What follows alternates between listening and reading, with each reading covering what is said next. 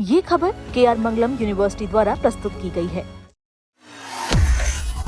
एक साधारण सा कीड़ा किसी मासूम बच्चे की जिंदगी छीन सकता है। सुनने में ये डराने वाला लगता है, लेकिन इस समय राजस्थान और गुजरात से सामने आ रही खबरें यही चेतावनी दे रही है। चांदीपुरा वायरस ने एक बार फिर चिंता बढ़ा दी है। राजस्थान में इस वायरस से 2 बच्चियों की मौत हो चुकी है, जबकि एक बच्चे का इलाज जारी है। ऐसे में सबसे बड़ा सवाल है कि आखिर ये वायरस क्या है, कैसे फैलता है और माता पिता अपने बच्चों को इससे कैसे बचा सकते हैं। चांदीपुरा वायरस के मामलों ने स्वास्थ्य विभाग की चिंता बढ़ा दी है। 6 साल की एक बच्ची जो राजस्थान के डूंगरपुर जिले की रहने वाली थी, 12 जुलाई को बीमार हुई।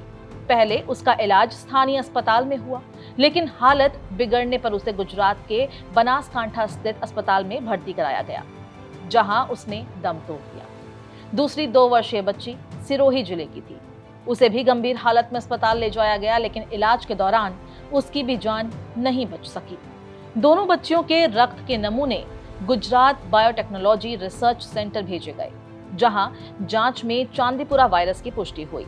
राज्य में अब तक 3 बच्चों में संक्रमण की पुष्टि हुई है, जिनमें से 2 की मौत हो चुकी है और एक बच्चे का इलाज जारी है।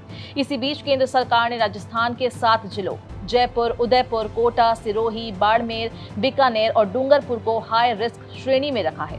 स्वास्थ्य विभाग इन इलाकों में लगातार निगरानी कर रहा है। राज्य की प्रमुख सचिव गायत्री राठौड़ ने बताया है कि मच्छर जनित और कीट जनित बीमारियों पर लगातार नजर रखी जा रही है।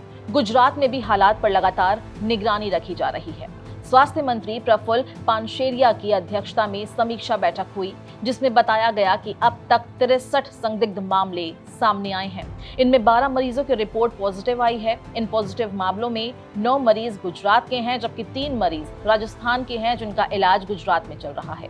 बाकी संदिग्ध नमूनों की जांच भी जारी है। अब समझते हैं कि आखिर चांदीपुरा वायरस है क्या। ये कोई नया वायरस नहीं है। इसकी पहचान सबसे पहले साल 1965 में महाराष्ट्र के चांदीपुरा गांव में हुई थी, इसलिए इसका नाम चांदीपुरा वायरस रखा गया। ये रेब्डोविरिडे परिवार का वायरस है और एक्यूट इंसेफेलाइटिस सिंड्रोम यानी AES का कारण बन सकता है। इस बीमारी में दिमाग में सूजन आ जाती है और गंभीर मामलों में मरीज की हालत बहुत तेजी से बिगड़ सकती है। सबसे अहम बात यह है कि इस वायरस की अभी तक कोई विशेष वैक्सीन या विशेष दवा उपलब्ध नहीं है। डॉक्टर केवल लक्षणों के आधार पर मरीज का इलाज करते हैं और शरीर को संक्रमण से लड़ने में मदद देने की कोशिश करते हैं।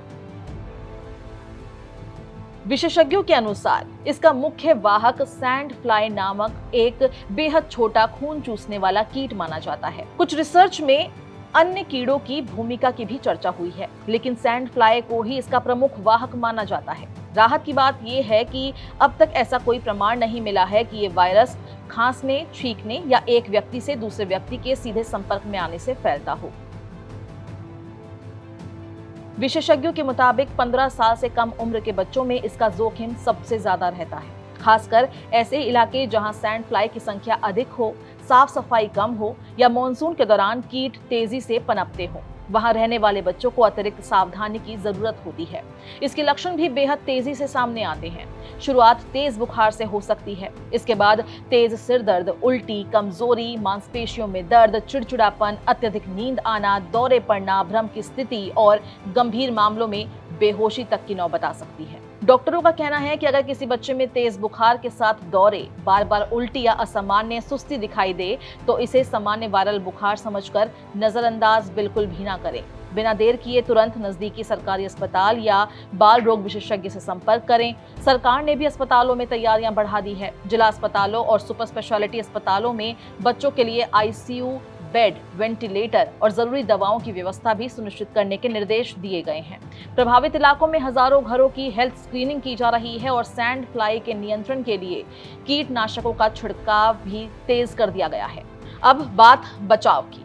चूंकि इस वायरस की कोई वैक्सीन उपलब्ध नहीं है, इसलिए बचाव ही सबसे बड़ा हथियार है। बच्चों को मच्छरदानी के अंदर सुलाएं, बाहर जाते समय पूरे शरीर को ढकने वाले कपड़े पहनाएं, कीट भगाने वाले रिपेलेंट का इस्तेमाल करें और घर के आसपास साफ सफाई बनाए रखें। नालियों और गंदगी वाली जगह पर कीड़े पनपने से रोकना भी बेहद जरूरी है। अगर आपके आसपास ऐसे इलाके हैं जहां सैंड फ्लाई की मौजूदगी ज्यादा है तो बच्चों को वहां जाने से बचाएं।